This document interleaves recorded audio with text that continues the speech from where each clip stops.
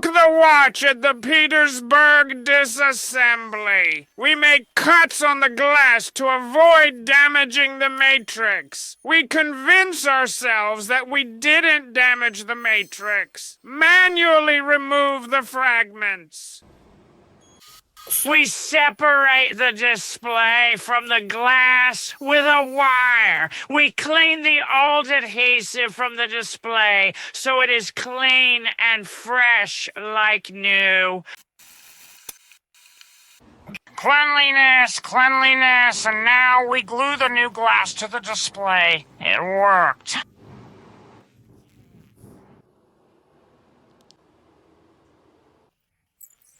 We apply special sealing polyurethane glue and attach the display. Now we can go back to the disassembly in Petersburg.